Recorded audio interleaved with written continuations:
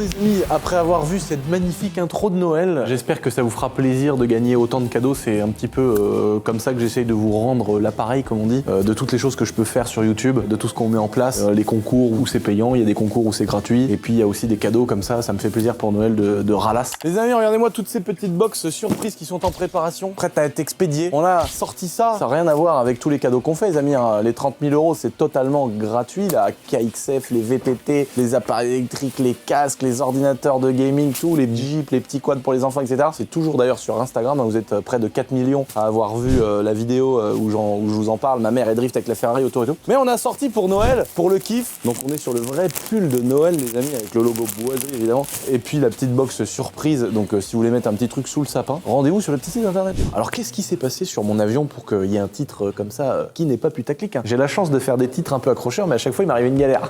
Quand je dis putain, j'ai percuté un tracteur à 200, bah c'est vrai. J'ai acheté un avion, bah c'est vrai. Qu'est-ce qui s'est passé? En fait, à voler d'un seul coup, à atterrir, je me suis rendu compte d'une chose, comme quoi c'est hyper important de faire attention, surtout dans les domaines comme l'aviation, parce qu'il y a un système de freinage qui est différent sur cet avion. Sans m'en rendre compte, j'ai usé prématurément le système de freinage. Quand je me suis posé, à un moment donné, ça faisait clac, clac, clac, clac, clac, clac. Il y avait vraiment un problème dans la... Je me disais, c'est un roulement qui est mort. Il y a une roue qui vibre, ça faisait vraiment des clac, clac, clac comme ça. Je sentais qu'il y avait une roue qui freinait par intermittence. Je me suis dit, mais qu'est-ce que c'est que ce bordel? Donc j'ai appelé chef Dylan. On est arrivé et on s'est rendu compte qu'on avait un gros problème de freinage.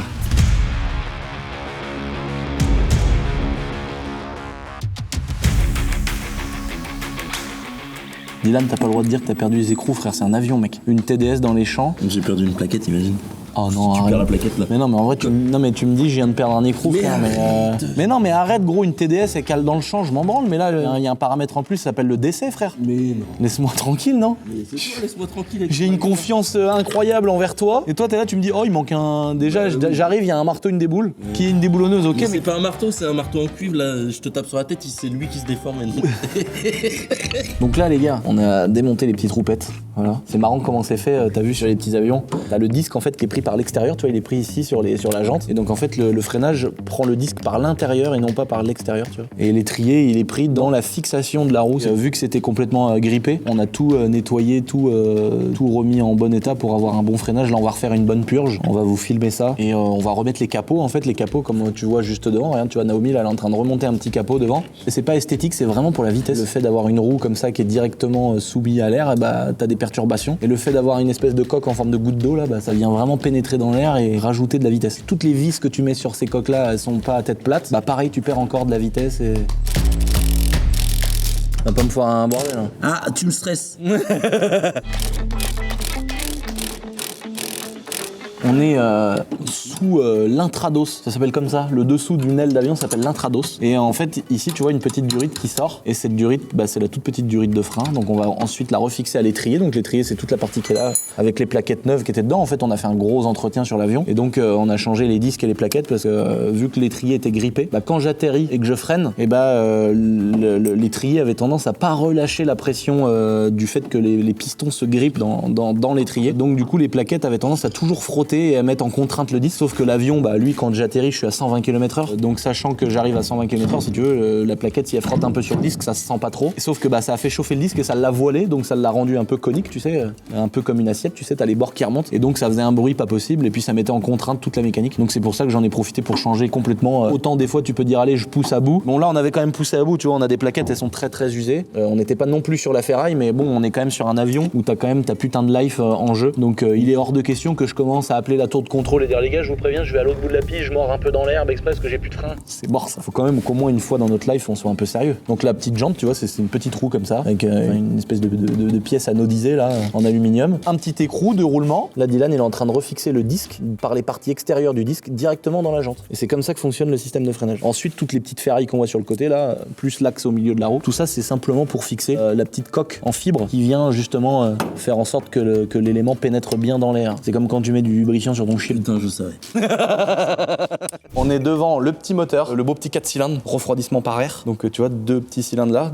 C'est un peu une Porsche, un peu une vieille Porsche, tu vois. C'est un petit flat 4. Et donc ce petit moteur, il fait 100 chevaux.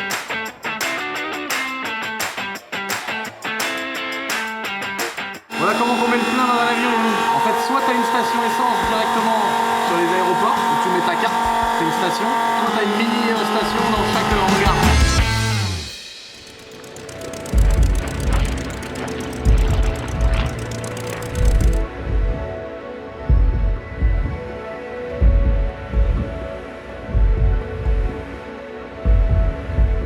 Les amis, l'avion est purgé, ça y est, et on est quelques jours après. Là, je suis en train de faire rôter le moteur. Donc en fait, avant de démarrer un avion quand il est froid, on fait tourner le moteur comme ça, parce que c'est un système, il n'y a pas une cuve d'huile dans le moteur, en fait, ça s'appelle des carters secs. Donc... Ah, t'entends, il a rôté, Narlo. C'est comme quand tu tapes dans un bon vieux trou de... Et donc en fait il y a la bâche à huile qui est à côté. Ça nous permet de faire remonter pour avoir déjà le niveau d'huile, mais aussi avoir un minimum d'huile dans toutes les parties du moteur. On voit qu'on est à 90%, on est bien, on est vraiment bien. Donc après toutes ces réparations, après les étriers neufs, on a également remplacé de la visserie, on a regraissé un petit peu tous les éléments, on a refixé toutes les coques. C'est très important à chaque fois aussi, avant chaque vol, de vérifier qu'on a toutes les coques qui sont bien en place, qu'il n'y a rien qui bouge, qu'il n'y a pas de trucs qui soient prêts à tomber, tu vois. Donc il y a toujours une vérification à faire qui est très importante. C'est un truc tout con, tu vois, mais tu prends les ailerons comme ça et tu vérifies que le manche il peut vraiment manœuvrer dans la totalité de sa... Là je retiens parce que les vérins ils sont tellement neufs que si je retiens pas j'ai l'impression que la verrière, frère, va partir dans le plafond. Mais encore une fois, en voiture, si tu tombes en panne sur le bord de la route, c'est pas grave. Là je fais pas confiance à mes jauges. J'ai la petite version mécanique, hein, ça c'est un peu les astuces des darons ou des vieux grands-pères. Mais moi il est hors de question que je fasse confiance à mes jauges. Donc à chaque fois, petite vérif du niveau. Donc voilà, une petite réglette faite maison. On glisse là-dedans, tac. Et là, au moins, je sais, voilà, hop, il me reste 30 litres dans ce réservoir-là. On a un réservoir de chaque côté. De toute façon, là, on vous a montré la partie mécanique, on vous a parlé du problème qu'on a eu. Là, on va aller l'essayer maintenant que le problème est réglé. Donc, on va faire des petits tests de freinage, etc. Parce qu'on a des disques et des plaquettes neuves. On a une purge qui vient d'être faite par Dylan, frère. Donc, on va faire une petite phase de test, si ça dérange personne. Et on va tout vous expliquer. Parce que dans la dernière vidéo que vous avez appréciée, on n'a pas parlé d'argent, on n'a pas dit combien ça coûtait, on n'a pas dit quelles étaient les contraintes, on n'a pas dit combien ça consommait, le moteur, etc. 30 litres à gauche, 35 litres à droite. Et en fait, je vérifie. Et ensuite, j'ai 4 jauges. J'ai 2 jauges électriques, j'ai 2 jauges mécaniques. Donc, il y a quand même déjà des éléments de sécurité à l'intérieur. Hein. C'est de l'aviation, hein. Il y a tout qui est doublé. Ça s'appelle le cache-pitot. Donc, on avait une blague avec Damien. Damien, il arrivait, frère, il faisait ah, ça sent le caca, frère. C'est des blagues de merde, mais pour les beaufs, mec, c'est puissant, frère. C'est super puissant d'arriver comme ça dans un monde où, tu sais, c'est beaucoup de gens très, tu sais, c'est des gens un peu riches, un peu, voilà, tu sais, ils font attention quand ils s'habillent et tout. Nous, on est des paysans, frère. Là, on est sur la gouverne de profondeur, tu vois. Donc, en fait, ça, c'est l'aileron qui va faire que ton avion va monter ou descendre. Donc, par exemple, quand tu voles sur un beau vol rectiligne, c'est-à-dire tu voles de manière horizontale au sol, on va dire, quand tu vas lever comme ça, ton avion, ça va le faire monter, puis quand tu vas faire ça, ça va le faire piquer. Et donc, ça, c'est hyper important parce que si tu perds ça, franchement, t'es dans la merde, tu vois. Donc, c'est très important. Et donc, en fait, quand tu regardes, c'est ça qu'il faut pas penser, c'est que tu vois ce petit boulon de 10. Alors oui, il a du frein filet. Ta putain de life, elle tient un putain de boulon de 10. Alors si le connard qui a mis les mains dedans, il t'a pas mis un boulon en inox, renforcé, avec un traitement spécifique, en titane, tout ce que tu veux, et qui t'a mis un boulon en alu, frère, et que toi, t'as décidé de faire un looping ou de faire une espèce de truc un peu violent qui exerce une force, une grosse contrainte sur ton aileron, sur ta gouverne de profondeur, et que tu casses, mec, bah tu vas craindre d'allô. Tu vois, donc c'est pour ça que le petit boulon qui est là, celui-là, il retient ta putain de life. Donc c'est très important, mais comme tu peux voir, c'est freiné, donc le boulon est percé, il y a un petit truc qui est freiné dessus parce que ça c'est vraiment un mécanicien spécifique qui connaît l'aviation et surtout le modèle qui peut foutre les mains là-dedans. Techniquement, légalement j'ai le droit, mais en tout cas il y a un freinage dessus, ce qui certifie que ça va pas bouger, en tout cas pendant une phase de vol. Bon là j'ai fait le tour, j'ai tout retiré, j'essaye de réfléchir 50 fois si j'ai pas oublié quelque chose, j'ai fait mon niveau d'huile, j'ai vérifié mon niveau d'essence. La chose que je vais faire c'est en poussant mon avion, je vais regarder l'état des pneus. Tu vois, en le faisant rouler, peut y avoir une hernie, des fois quand t'arrives que tu poses un peu de travers ou une roue qui patine un peu à l'atterrissage, tu peux avoir une hernie, avoir une usure prématurée d'un pneumatique, etc. Donc quand tu sors ton avion en fait de ton hangar, c'est là qu'il faut regarder les 3 pneus pour être sûr qu'il n'y ait pas une usure à la con, comme ça que t'atterrisses pas en pétant un pneu et que l'avion il parte en couille, frère, c'est bon quoi. Le bourrinage dans les champs ça va, mais vas-y pas là quoi. Donc là le but c'est de vérifier en dessous, voilà, regarder les pneus, pas taper l'aile dans quelque chose. Voilà, c'est bon, ils sont bons pour aller dans les champs.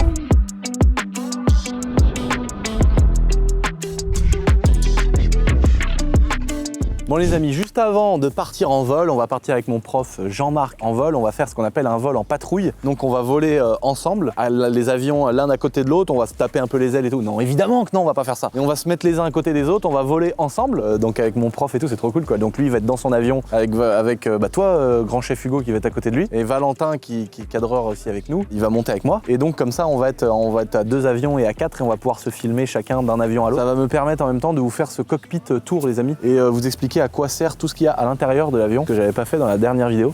En attendant, on peut parler un petit peu de prix, combien ça coûte, le permis, etc. C'est pas compliqué, il n'y a pas des millions de chiffres à savoir. Un avion d'occasion, ça commence à un avion en bon état qui vole bien, qui n'a pas de problème mécanique, qui est bien entretenu, etc. Ça commence autour de 40 000 €. Un très bel avion, attention. Hein. Et après, tu peux prendre des trucs un petit peu plus archaïques, comme on dit, c'est-à-dire un avion, par exemple, LEO, qui ressemble, si tu veux, t'as ça, qui est une belle 730D diesel, et t'as le Patrol qui a 200 000 km, il manque les panneaux de porte, etc., mais il est fait pour faire du franchissement. Bon, t'as la même chose dans les avions. Tu peux commencer à 8, 10, 15 000 € sur des avions très basiques qui vont pas très vite, mais t'as déjà tout le plaisir de l'aviation et de te balader dans les airs, etc. Et puis ensuite, si tu augmentes un petit peu en un avion qui va aller un peu plus vite, qui va monter à peut-être 150, 170 km/h, qui va être un peu plus profilé, hein, tu vois, comme celui-ci, entre guillemets, t'as des avions qui sont un peu moins chers, qui vont coûter dans les 40, 30, 40, 50 000 €, qui vont vraiment être pas mal. Et après, t'as celui-là, ça c'est vraiment genre la référence, le XL8, en avion aviation catégorie ULM, hein, j'entends bien par là le bridage de la puissance à 100 chevaux et des 2 places. Ça c'est un avion que j'ai acheté 100 000 €, tout rond, qui a 400 heures, donc c'est pas beaucoup pour un avion. C'est comme une voiture qui a 50 000 km, voilà, pour vous donner un ordre d'idée à peu près. Même pas, ça se trouve même pas. Et c'est un avion qui a vraiment des technologies quand même vachement récentes, qui vole à 200 km/h. On a de la place à l'intérieur, tu vois, on a quand même 2 sièges bien larges, bien confortables. Tu vois, Valentin par exemple, qui est large d'épaule comme moi, il est grand, il fait 2 mètres, bah, on va pouvoir rentrer dedans. On va pas être serré épaule contre épaule, donc ça c'est quand même un putain d'avantage. Et puis voilà, quoi, c'est à l'intérieur, tu vois quand même que c'est propre, que c'est récent, t'as pas de petits courants d'air, de petits trucs. Tout ça, ça peut être rempli de bagages. Dans le permis, t'apprends à connaître les possibilités, la répartition de la charge, pour pas influer sur les capacités de l'avion. J'en ai acheté un neuf que je vous présenterai plus tard, je vous en reparlerai, qui est une dinguerie, qui est juste une dinguerie, donc je vous en reparlerai plus tard, hein, dans quelques mois. Ce même avion-là existe encore aujourd'hui en neuf, et ça vaut à peu près, si tu prends les options actuelles, ça vaut 250 000 € à peu près neuf. Et attention, on est sur un truc, frère, c'est bijou quoi. C'est encore plus beau que ça, c'est encore plus fini. Et donc le brevet de pilote ULM, c'est autour de 2500-3000 €. Donc on est quand même sur quelque chose de vachement raisonnable. T'as l'avion qui peut te coûter 30 000 €, ou même moins cher. Tu veux commencer à pouvoir un peu voyager, etc. On va dire, allez, 30-40 000 € pour avoir un avion qui est potable. Le permis, on va dire 3 000 €. Après, si t'es plus lent que les autres, si t'as plus de lacunes que d'autres, bah, tu mettras peut-être un peu plus de temps, mais ça sera jamais des prix stratosphériques. Pour vous donner un ordre d'idée, je crois que le mien, moi j'ai mis le moins de temps possible, parce que j'aime bien conduire tous les trucs, je suis assez à l'aise vite et tout. Ça m'a coûté 2500 € le permis. Et pour vous donner un ordre d'idée, le petit 4 cylindres à plat, donc dedans on met pas du 100 LL, ni de l'avgaz, ni du kérosène, hein, c'est du 98. Le petit 4 cylindres 1,2 litre qui sort 100 chevaux, il consomme 14 litres à l'heure, sachant que ça dépend des performances de l'avion, ça dépend du poids de l'avion, etc. En 1 heure, des fois, tu peux taper des 200 km. Enfin, tu vois, tout dépend de plein de choses, du vent que t'as dans la gueule, du vent que t'as dans le dos, du vent latéral, de plein de paramètres à prendre en compte. Et c'est que ça n'a rien à voir, t'as pas le péage, t'es pas contraint par une consommation de ouf, parce qu'en 1 heure, faire plus de 200 km à 14 litres de l'heure, bah mec, tu traverses la France, ça t'a coûté 80 balles, quoi. Tu vois, c'est vraiment incroyable. Regarde-moi ça, ce bon vieux coucou, ça c'est un 9 litres, 6 cylindres à plat, 9 litres. Mama. Oh là là, tu l'entends le 6 cylindres à plat là. Ah hop, ça y est, il a décollé.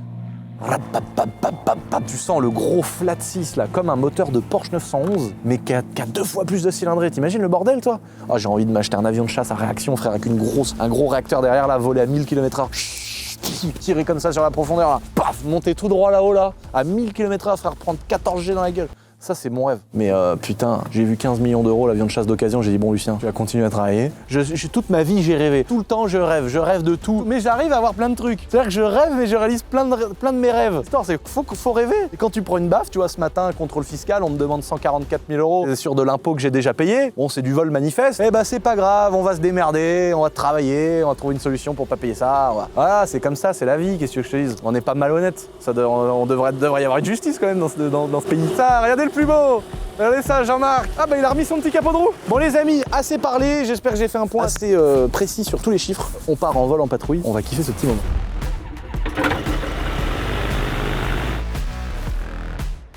Donc là les gars, on est dans l'avion, on est en train de le faire chauffer tranquillement. On est à l'intérieur pour ce petit cockpit tour, pour vous montrer un petit peu les différentes choses qu'il y a à savoir à l'intérieur. J'en avais parlé la dernière fois, et donc là il y a les pédales au fond de mon pied là, vous voyez, les 2 pédales. Donc comme je disais, là vous voyez mes pieds, on les voit pas, mais je vais vous montrer avec mes mains. Quand je pousse sur mon pied de droite et que je relâche mon pied de gauche, vous avez vu, l'avion il tourne à droite. Quand je fais l'inverse, hop, vous voyez, l'avion il va à gauche. Et donc si j'incline comme ça, hop, là, tu vois, là on freine. Là vous voyez par exemple j'ai le pied qui est enfoncé à fond à gauche, et là si j'appuie si je fais le levier sur mes deux pieds, tac, vous voyez, l'avion il freine tout droit. Si je freine que d'un côté, bah ça donne aussi encore une fois de l'inclinaison. Donc c'est ça l'idée du truc. Donc là à l'intérieur, j'ai donc mes deux pieds, je vous expliquais, ça s'appelle les palonniers et ça fait en même temps frein. Et ici donc j'ai mon manche, donc là quand je vais tirer le manche, ça va lever la gouverne de profondeur, voilà, et ça va me faire lever le nez de l'avion. Et quand je suis ici, si je pousse mon manche, l'avion descend, si je tire, il monte. Si je l'incline vers la gauche, l'avion va s'incliner et partir vers la gauche. C'est vraiment un joystick sur une PS5 ou une PS4, c'est la même chose. Voilà. Ici, j'ai ma poignée de gaz qu'on voit là, vous voyez. Voilà, ça c'est la poignée de gaz, j'ai la même chose en fait, c'est une répétition juste à gauche. J'ai la clé avec le démarrage, donc la rangée d'allumage de gauche et de droite, donc on fait des tests aussi pour voir si tout fonctionne bien avant de décoller. Là j'ai la goupille de parachute, donc ça c'est le parachute, si tu tires là-dessus ça fait exploser un petit truc pyrotechnique sur le capot moteur, et ça fait partir un parachute en l'air, et ça te permet s'il y a vraiment une galère en vol, donc faut être à une hauteur minimum bien sûr, et ça te permet en fait si tu veux de pouvoir poser l'avion, si tu perds une aile, si l'avion devient incontrôlable et que tu es à une distance qui te le permet, ça te permet de pouvoir en cas d'extrême urgence tirer le parachute et de te poser en parachute et de pas tomber comme une pierre. Donc ça c'est quand même pas mal. Ce qu'il y a autour de moi, voilà la différence. Juste devant ma main, ici on a le sélecteur de réservoir. Donc là on est sur le réservoir de gauche. En l'inclinant à droite, je vais pouvoir me mettre sur le réservoir de droite. Donc c'est une aile et une deuxième aile. Donc voilà, on a deux réservoirs dans chaque aile. Il y a 60 litres dans l'aile de gauche, 60 litres dans l'aile de droite. C'est là-dessus qu'on va influer toutes les 30 minutes pour pas vider un réservoir et avoir plus de poids d'un côté que de l'autre. Donc toutes les 30 minutes. Ici on a une bille. Donc ça va me donner la direction en fait de l'avion. Donc si tu veux, quand tu vas avoir du vent de droite, la bille c'est un peu comme un fil de laine. On voit ça des fois sur des avions, il y a un tout petit fil de laine. Donc si ton avion par exemple, tu voles tout droit et que tu as du vent qui vient de gauche, ton avion il va avoir le nez qui va être à droite, mais il va avancer sur le côté, un peu en drift, un peu en crabe. Et donc c'est ta bille en fait. Si tu as du vent qui vient de gauche et que la bille elle est complètement à droite, c'est que tu sais que tu as du vent qui vient de gauche et que du coup il faut rétablir cette bille, et c'est avec tes pieds justement, avec tes palonniers, que tu vas agir sur l'axe de lacet. L'axe de lacet c'est la rotation de l'avion à plat, et c'est comme ça que tu vas remettre l'avion dans le bon cap. Après on a énormément d'indications, donc ça c'est l'horizon. Donc quand ton avion il vole, ici tu as l'horizon, la boule qu'on voit au milieu en fait elle va incliner comme les ailes de l'avion. Ça va te donner en fait ton degré d'inclinaison. Par exemple tu sais que sur un avion comme celui-ci il faut pas dépasser, alors on peut le faire mais en règle générale pour de la croisière classique à 200 km/h tu dépasses pas 60 degrés d'inclinaison. Donc là on sait que le premier trait on est à 30, deuxième trait 60. Quand tu inclines les ailes de ton avion jusqu'ici, tu sais que tu es à 60 degrés d'inclinaison. Ici on a l'indicateur de kilomètres par heure, ça te donne l'indication kilomètres par heure. Alors ça c'est celui-ci il a un petit défaut, parce que logiquement la loi devrait t'indiquer une vitesse de croisière avec en fait un liseré vert, jaune et rouge, et ensuite une VNE. Donc la VNE c'est la vitesse à ne jamais dépasser, et donc ça devrait t'indiquer la VNE, parce que là ça me dit que je peux aller à 300 km/h sans stresser. Alors que normalement avec un avion comme ça, quand t'es à 300 trop longtemps tu dois stresser. Donc voilà, très important. Ici on a un compteur d'heure moteur, et autour on a un compte-tour. Ici on a le capteur également avec une deuxième bille et l'inclinaison de l'avion. Donc pareil, il y a des choses, voilà, si celui-ci tombe en panne, on en a un autre ici, donc ça redonne un peu les mêmes infos. Là on a notre altimètre, donc ici d'ailleurs faut que je le règle parce que là j'étais la dernière fois au bord de la mer. Ça te donne la pression atmosphérique. Par exemple si tu es au-dessus du niveau, si tu te réfères par rapport au niveau de la mer, tu vas te mettre, le niveau de la mer c'est 1013 hectopascal, et bah tu sais que ça va te donner ta hauteur par rapport au niveau de la mer. Ou alors tu vas te caler par rapport à une altitude terrain, donc tu vas te caler par rapport à la hauteur du terrain par rapport au niveau de la mer. Par exemple quand on va décoller, quand je vais me mettre sur 0, quand la grande aiguille elle sera sur 0, c'est à dire que je serai à 1000 pieds. Donc 1000 pieds du sol c'est à peu près x3, donc ça fait à peu près 300 mètres du sol. Quand tu es à 1000 pieds tu es à peu près à 300 mètres du sol. Voilà pour cette indication. Ici juste là on retrouve le système radio. Donc là 120 405 c'est mon système radio pour communiquer avec la tour de contrôle. Et en dessous c'est une deuxième info. Si tu voles en direction de Paris et que tu es encore avec la tour de contrôle de Nantes, quand tu vas quitter la tour de Nantes, il faudra que tu es en amont déjà préparé la fréquence de Paris. Comme ça tu as juste appuyé sur un petit bouton et tac ça switch, et tu peux tout de suite parler avec Paris. Ici juste à côté on a le transpondeur. Donc lui le transpondeur il va me donner toutes les informations qu'il va transmettre en fonction du code qu'on va mettre. Il va transmettre à la tour de contrôle ma position, mon immatriculation, ma vitesse, ma hauteur. Donc ça va donner toutes ces informations là qui vont permettre à la tour de contrôle de faire la séparation avec les autres avions, en disant tiens il y a un avion, en parlant du mien, ils vont dire voilà il y a tel avion qui arrive à telle vitesse de vous, il est à telle hauteur, il arrive en face, il arrive à vos 8 heures, il arrive voilà comme ci comme ça, et c'est ça qui va faire la séparation avec un autre avion qui serait sur ma même trajectoire. À côté il y a un chronomètre, tu vois voilà, ça fait déjà 11 minutes qu'on a mis en route l'avion. Et c'est ça qui me permet tout simplement, au bout de 30 minutes, de venir switcher d'un réservoir à l'autre. À droite, on va retrouver plein de choses. Donc là, on a la température d'huile. Là, on a la température des cylindres. Là, on a l'indication boussole avec le nord, le nombre de degrés dans la direction dans laquelle on va. Là, on a une indication avec nos jauges. Tu vois que sur la première, il y a 31 litres et l'autre 49. Là, ici, on a une deuxième jauge mécanique, de réservoir de droite, réservoir de gauche. Et ici, la pression d'huile moteur. En dessous, le voltage moteur. Donc là, on voit qu'on charge autour de 13 volts. Donc ça veut dire que l'alternateur de l'avion marche très bien. À droite, on a la compensation. Donc ça, c'est des petits boutons que j'ai ici. Donc en fait, en l'air, quand mon avion il va avoir tendance à descendre un peu, je vais pouvoir appuyer sur un bouton et ça va compenser pour que quand je lâche le manche, mon avion vole tout droit. Ça, c'est l'indicateur de compensation. Et puis ensuite, tous les petits switches qu'on a, il y a la pompe à essence auxiliaire, il y a la lumière, le contact général, les feux devant, enfin voilà, il y a plein de choses comme ça. Et les deux dernières choses dont j'ai pas parlé, c'est ici les flaps. Donc ça, c'est ce qu'on voit à l'extérieur de l'avion. Donc c'est ça qui va descendre le volet d'atterrissage. Donc ça s'appelle des volets hyper sustentateurs. Et puis au-dessus, j'ai tout le système de GPS qui va me donner mes vitesses, mes températures, la route. Fox Juliette uniforme au kilo, un XL8 de personne à bord. Donc là les amis, l'avion de Jean-Marc, il y a Hugo qui est en partagé. On va faire les essais moteurs. Je vais vous montrer vite fait pendant 2 secondes parce que c'est pas très intéressant à savoir en vidéo, mais je vais vous montrer quand même vite fait. Et puis ensuite on va s'aligner sur la piste, il va remonter la piste avec moi, il va me suivre et je vais décoller. Quelques secondes après il décollera à son tour. Et on pourra faire ce qu'on appelle un vol en patrouille, c'est-à-dire voler avec 2 avions. Vérification machine. Les tempêtes sont en train de monter, donc on est bon, on va tester le moteur. Donc là les essais moteurs, une fois que ton moteur est à 70 degrés, que tu as fait toutes tes vérifications avant, on monte le régime moteur à 4000 tours, tu vois, tac, là je me mets à 4000 tours, hop, et là je vais défaire une série d'allumages, tac, là je dois perdre entre 150 et 200 tours minute, et là je défais la deuxième, bon ça bouge un peu moins, là c'est bon, donc j'ai bien une baisse, et ensuite, hop, test de ralenti, et là l'avion évidemment ne cale pas, il a un ralenti peut-être qui est un petit peu bas, on est à 1400 et quelques tours minute, ça pourrait être un petit poil au-dessus, mais quand je lâche, là je suis à 1900, donc là on a pu faire les essais et voir qu'il n'y avait pas de problème. Donc c'est important de le faire à chaque fois quand même. Et il y a le Victor Fox qui devrait me suivre pour remonter en même temps que moi. Bon, les siens, puisque tu es d'accord, j'accepte. Et là, donc là, on voit mon prof. Du coup, on a demandé l'autorisation à tour de contrôle que mon prof me suive. Donc en fait, il remonte en même temps que moi la piste. Donc là, le vol en patrouille, comment ça fonctionne? T'as quelqu'un qui est dans une position leader, donc qui part. Et c'est le deuxième qui fait exactement ce que le premier fait, avec telle inclinaison, tel écart entre les deux avions. Et en fait, c'est le premier qui va prendre un range avec telle inclinaison et le deuxième qui va suivre pour faire des prises d'image ou voler ensemble. Mais ça va être très sympa. J'ai jamais fait pour info, donc on essaye à chaque fois de rajouter des petits trucs sympas dans chacune des vidéos. Donc là, j'ai bien du frein. L'avion il freine bien tout droit, donc il n'y a pas de problème. Regardez-moi ça, le plus beau. Ah, qu'est-ce qu'il est beau. Là, hop, on met les gaz à fond. On laisse l'avion prendre de la vitesse tranquillement. Tac, je maintiens mon manche. Voilà. Et puis l'avion. Victor Fox aligné 03 près, décollage en fonction du précédent. Victor Fox, vent 320 degrés, 5 nœuds. Décolle 03, Avec deux bébés comme nous, là, doit bien avoir 200 kg dans l'avion en plus. Ah, au minimum. On va lever le nez gentiment pour lui donner la position de décollage. Ok. Et tu vois, ça vole tout seul. Ah oui. On le laisse monter à sa vitesse qui va bien. On va rentrer nos volets. Tu vois, à 180 à l'heure, avec mes volets sortis, ça aurait posé un problème. Bon, là, à cette vitesse-là, il n'y a aucun souci. Victor Fox, 1, 2, 3, 4, 5. Bien reçu, 5 sur 5. On est derrière toi à 30 secondes. Si tu peux réduire de 5 km/h, c'est bon. Donc là, je vais réduire un petit peu ma vitesse. Voilà. On arrive en position sur ta gauche. Trop bien. Là, le plus beau. Tu parles pour toi. Ah, je peux te gâcher la pellicule.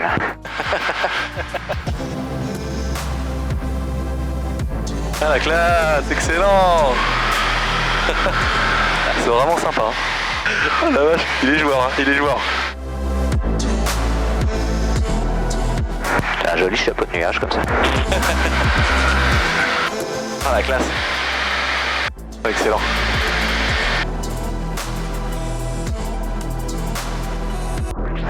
Autocollant sur l'avion, ça fait un peu boîte de nuit, hein, je voudrais pas dire, mais ça change de couleur tout le temps. Ah bah ouais, c'est un holographique, ça vient de sortir. Magnifique, il passe légèrement devant.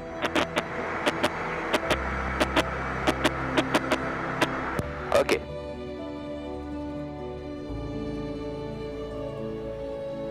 Oh, incroyable. Incroyable, derrière.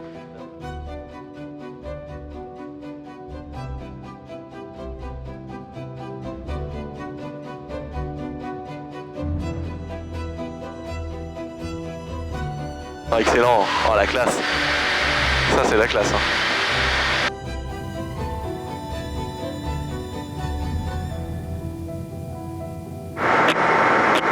Si t'as envie de changer d'axe, hein, t'es libre d'évolution tant que tu le fais doucement.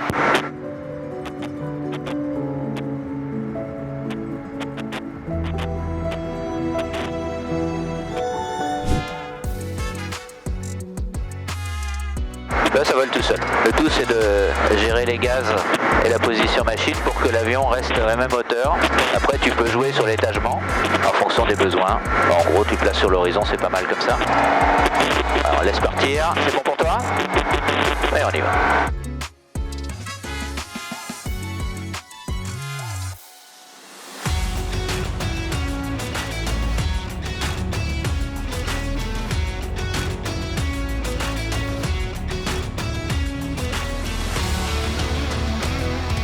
On est en plein milieu des nuages mon gars, ça c'est la classe. Oh, c'est incroyable, en plein milieu des nuages mec, c'est la classe. Bien reçu. Excellent, regarde. Ah là là, incroyable.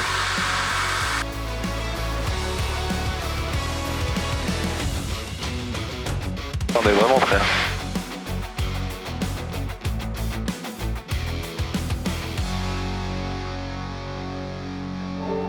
Ça c'est stylé quand même. Hein. De suivre un avion comme ça, dans les nuages.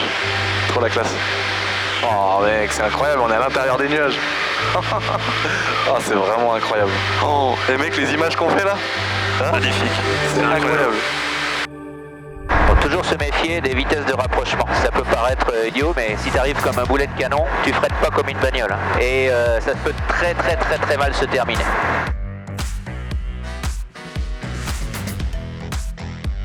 Et là, tu vois, il faut passer à la verticale du terrain. Donc là, tu vois, on passe au plein milieu de l'axe de la piste. Et ensuite, on va intégrer ce qu'on appelle une vente arrière. Donc vu qu'on atterrit au-dessus de la ville, là, il faut qu'on fasse tout le tour. Après, on se met parallèle de la piste, on vient au-dessus de la ville et on atterrit. Et c'est pendant qu'on se mettra parallèle à la piste qu'on va entamer notre étape de descente. Victor, faut que je me positionne sur ta droite, Coquille.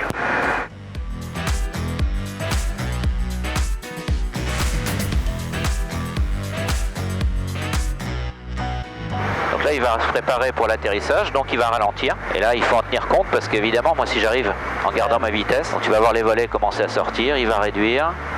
Donc là les amis, je suis en train de faire ma descente tranquillement, donc j'ai des vitesses à respecter etc. Donc là on va au-dessus de la ville, donc on peut se poser des questions en se disant toute la réglementation est faite pour éviter au maximum la ville. Là qu'est-ce que je suis en train de faire? Je suis en train de passer exactement au-dessus de la ville. Et en fait l'idée c'est de garder une hauteur assez importante pour qu'en cas de panne de moteur, peu importe au moment où je suis, bah, je puisse rejoindre la piste sans me foutre la gueule sur la ville. Donc on a des points de repère à force, hein. Moi je passe au-dessus de l'église, c'est ça qui va me faire faire une descente avec les bons paramètres, avec les bonnes vitesses à respecter, sans prendre de risques. Et là c'est exactement ce que je suis en train de faire, mais c'est vrai que ça fait un petit peu bizarre d'être au-dessus de la piste comme ça. On a l'impression qu'on est vraiment au-dessus des maisons.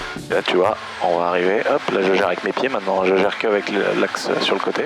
Hop là, pour arriver tranquillement sur ma piste et rejoindre le plus proprement possible.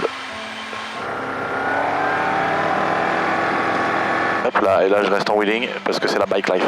Et hop là, un petit test de frein, je vois que mes freins sont bien. Là, je fais un petit test, j'en profite avec un peu. Voilà, donc on prépare l'avion pour l'atterrissage. Là, imagine que là j'ai une panne maintenant, ce qui est le cas, j'ai réduit la moteur complètement. Mon avion, à partir de là, il va planer. Et l'altitude dont je dispose, en fait, tu vois, il vole tout seul à 100 à l'heure. Vérifie qu'il n'y ait personne autour. L'altitude dont je dispose, eh ben, je vais l'utiliser pour planer jusqu'à la piste. La trajectoire. Là, ça c'est l'atterrissage du chef. Regarde-moi ça, tout en douceur. Ah non, il y en a des heures là. Là, il y en a des heures. Oh là là, c'est... Et on l'exploite et on l'empêche de toucher. Regarde, il est en wheeling, Il est trop fort. Bavette.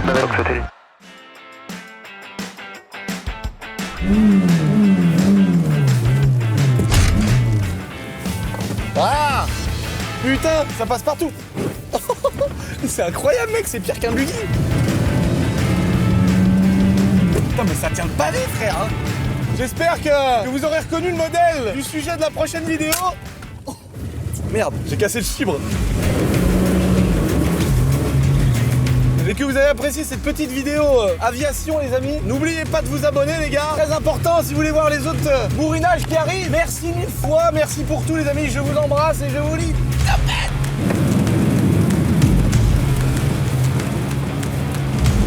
oh, je vois plus. Comme ça qu'on le tait. Hein? On est la première comme ça. Là t'as amené un chouino. Bon toi, on se sur place pendant 1 kilomètre, elle s'arrête jamais.